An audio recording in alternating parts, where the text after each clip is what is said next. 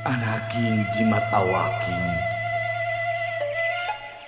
hidup kudu reueus hirup huripna ngajadi diri anjeun sorangan. Raksa pariksa amarah hidup nu ngabalukarkeun kaduhung temanggih tungtung.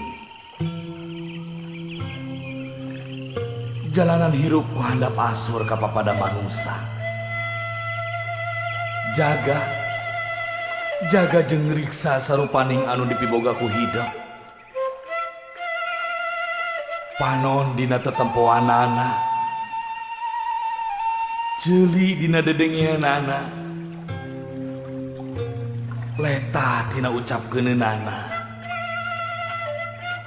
leungeun tina cacabakeunana, suku tina lampaheunana.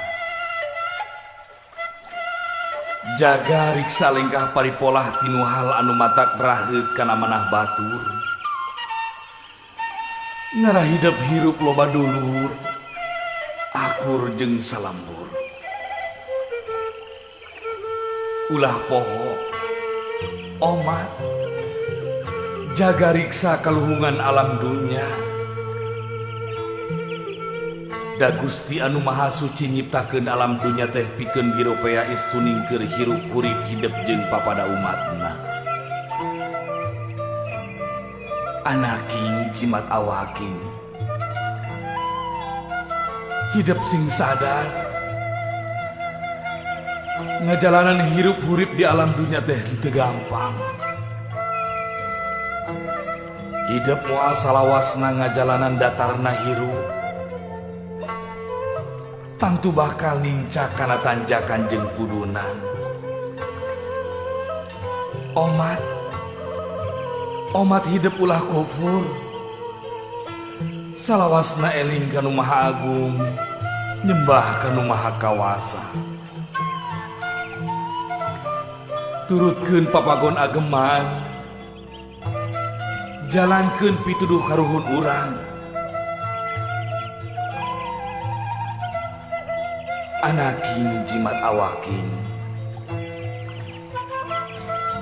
dina unggal renghapna nu jadi indung bapa kaluar doa anu mustajab. Pikeun anakna ngarah hirup pinanggih jeung kabagjaan, kajembaran. Pikeun pibekeleun dina nggone ngajalanan hirup sagara kahirupan di alam dunya.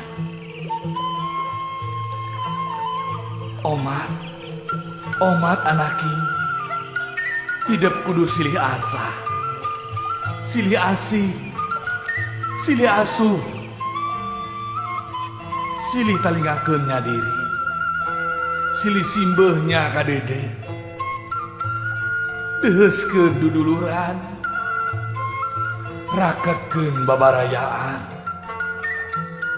ulah rek pakia-kia, ulah rek pasalia paham, hamo nepi ka papasehan.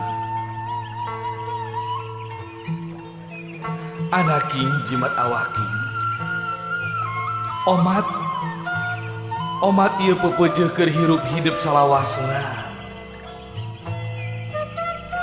Bral anaking jalanan hirup hurip hidup